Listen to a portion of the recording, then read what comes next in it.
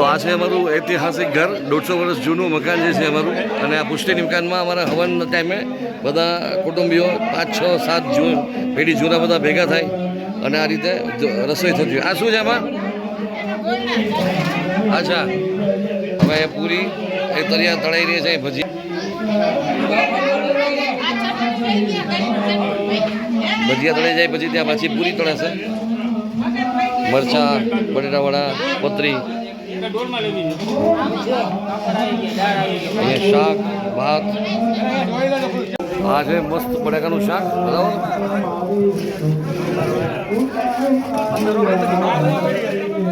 Friends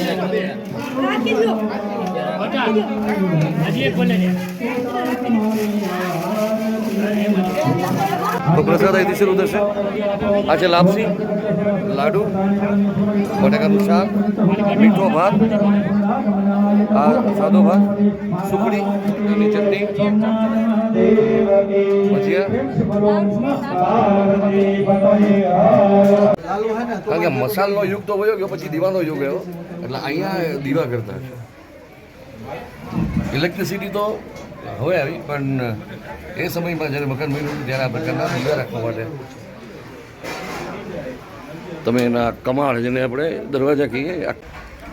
તો આ છે અમારું ઐતિહાસિક રસોડું અને આ છે અમારું પુષ્ટૈની મકાન, કે જે આમ તો અમે 6 પેઢી પહેલાં તો અમારા દેવસ્થાનને અર્પણ કરી દીધું હતું, મારા દાદાના દાદાના દાદા એમણે.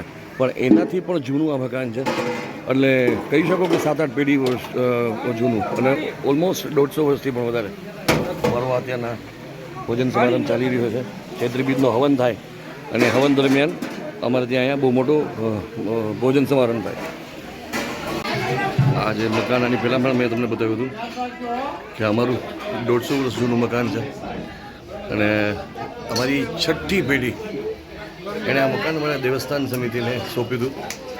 અને આ અમારા દેવસ્થાનમાં દર વર્ષે જે હવન થાય એ હવનમાં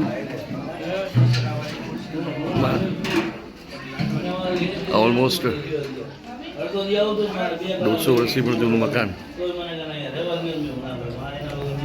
આ જૂના દરવાજા બધા તમે જુઓ, આ લાકડાના દરવાજા બધા લોખંડના કડા.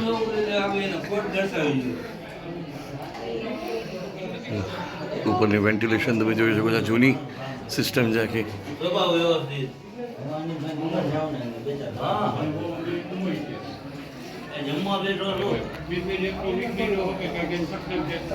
આ જૂનો બધો સામાન.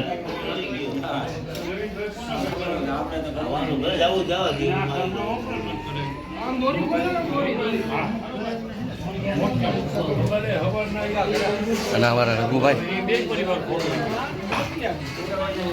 આનાથી જો પેઢી ગણો ને તો આ 7મી પેઢી જૂનું મકાન છે, અને મારાથી જો પેઢી ગણો તો આ 6ઠ્ઠી પેઢી જૂનું મકાન. અદા કેટલું આ 6 પેઢી જૂનું મકાન છે આપણું? 6 પેઢી થઈ જાય ને. વાલજી ધીરાજ, હા. અમારા મોટા અદા છે, મારા પપ્પાના મોટા ભાઈ, મારા પપ્પા, આ અમારા અદા, અને પછી અમારા દેવસ્થાનને અર્પણ કરી દીધી છે. સામે અમારું દેવસ્થાન છે અને આ જ પટાંગણમાં મારા દાદાના દાદાના દાદા આ મકાનમાં રહેતા. અને આપણી 6 પેઢી પહેલાં તો ખાલી એ લોકોએ અર્પણ કર્યું, બાકી બન્યું તો એના કરતાં પણ જૂનું હશે ને. 7-8 પેઢી તો ખરી. વાહ.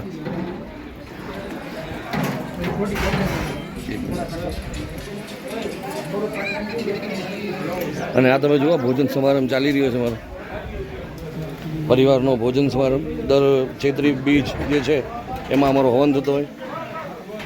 ફૂડ બ્લોગર તરીકે તો તમને બધી વસ્તુ બતાવી શકાય. ચટણીઓ છે 2 પ્રકારની, સંભારા, ભજીયા, પૂરી, બટેકાનું શાક, સુખડી અને પ્રસાદ. અને આ છે મારું ઐતિહાસિક રસોડું.